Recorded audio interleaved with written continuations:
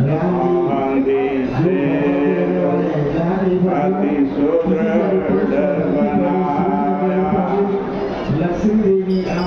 आंधी से अति सुदृढ़ बनावा, देखी कृपा निधि के मन भावा।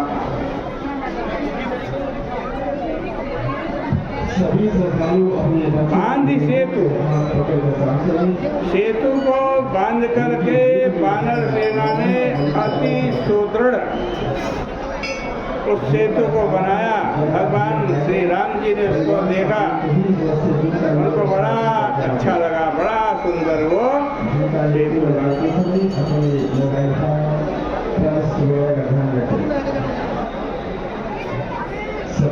और तो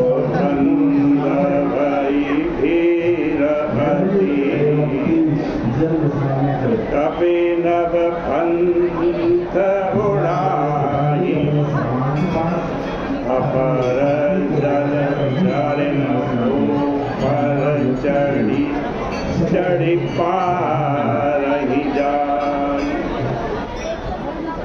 उस सेतु बंध पर बड़ी भीड़ हो गई। उसमें कुछ वानर आकाश मार्ग से उड़ने लगे, दूसरे कितने ही जलचर जीवों पर चढ़ चढ़ करके पार जा रहे हैं। अब कुछ लोग उस सेतु से गए। प्रभु के द्वारा 3 दिनों तक अनशन किए जाने पर भी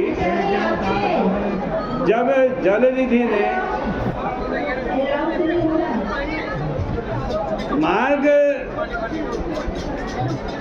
देने के लिए वो प्रस्तुत नहीं हुआ,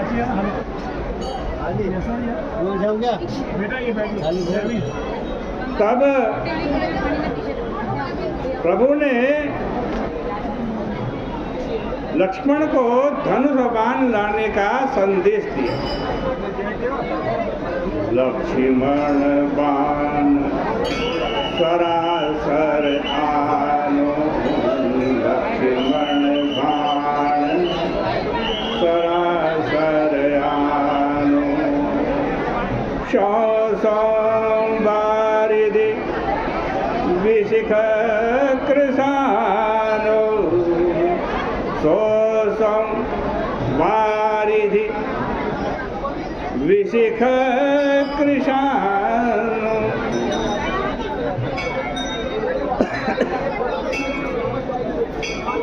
लक्ष्मण जी ने तो प्रारंभ में ही इस मत का समर्थन किया था, प्रारंभ से ही इस मत का समर्थन करते हैं, क्योंकि लक्ष्मण जी प्रार्थना पर विश्वास नहीं करते, वो तो पुरुषार्थ पर विश्वास करते हैं। पुरुषार्थ श्री लक्ष्मण का तात्पर्य यह था कि प्रार्थना तो एकमात्र ईश्वर की करनी चाहिए, भगवान की करनी चाहिए।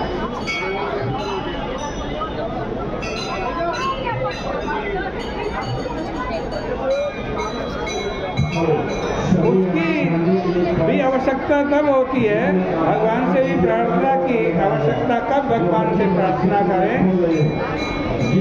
जब आपका पुरुषार्थ समाप्त हो जाए। आप किसी काम को करते करते, भगवान की भक्ति करते करते आपका पुरुषार्थ क्षीण हो जाए, तब भगवान की प्रार्थना करें।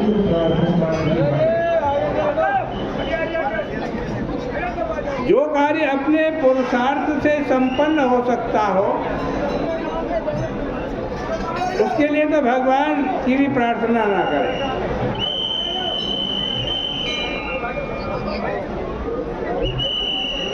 जैसे कोई व्यक्ति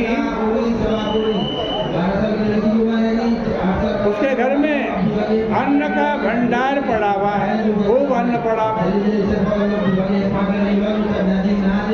और फिर भी वो दूसरे के घर में जाके भिक्षा मांगे।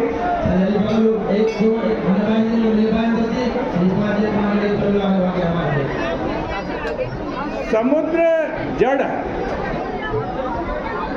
उसके समक्ष चेतन की प्रार्थना लक्ष्मण की और भी अधिक, लक्ष्मण जी को और भी अधिक असंगत लगती है। इसलिए प्रारंभ में ही उन्होंने प्रभु को समुद्र को सुखाने का प्रस्ताव रखा। इस समुद्र को सुखा दो, अपने आप रास्ता मिल जाए।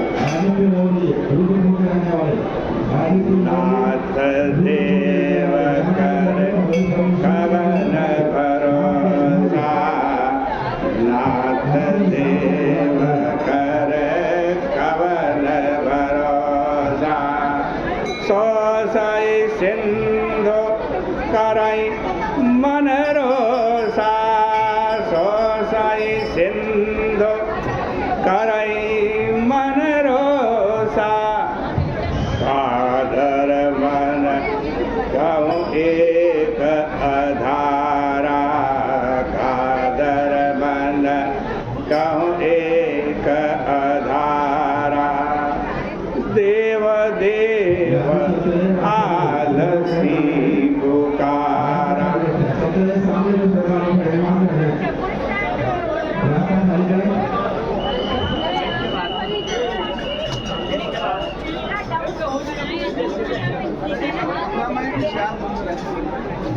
कह रहे हैं लक्ष्मण जी, पहले लक्ष्मण जी ने कहा, क्या कहा? हे नाथ,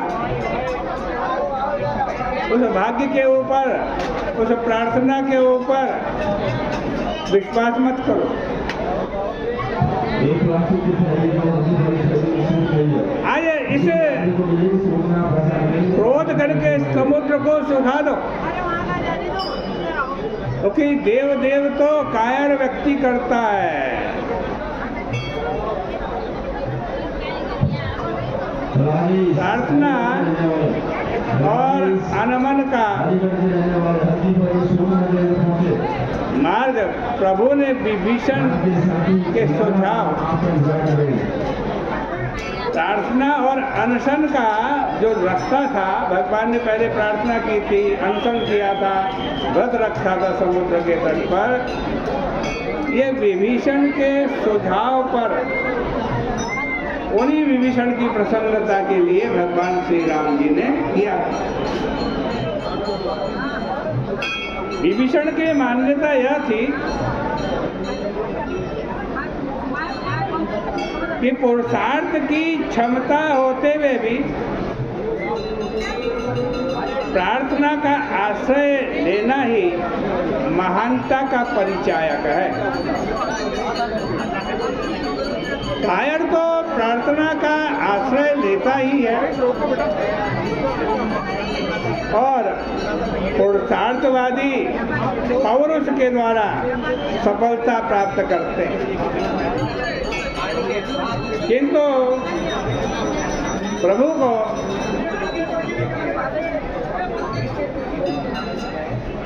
प्रभु की जो पूर्णता है वो इसी में है कि सामर्थ्य होते हुए भी प्रार्थना का आश्रय।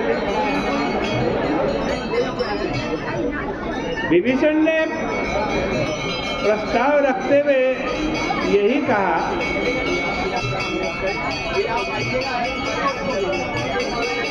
कि प्रभु, मैं ये जानता हूं कि समुद्र की तो बात ही क्या, आपका ये जो बाण है ना, ये कोटि कोटि समुद्र को भी सुखा सकता। फिर भी आपके अनुरूप प्रभु यही नीति उचित रहेगी कि पहले आप समुद्र से प्रार्थना कर, रास्ता दे दे भाई, प्रार्थना कर, और फिर ये समुद्र आपका कुलगुरु भी तो है। मुझे विश्वास है कि विनय करने पर वे विचार पूर्वक ऐसे मार्ग का निर्देश देंगे कि जिससे यह विशाल सेना सरलता से समुद्र से पार उतर जाए।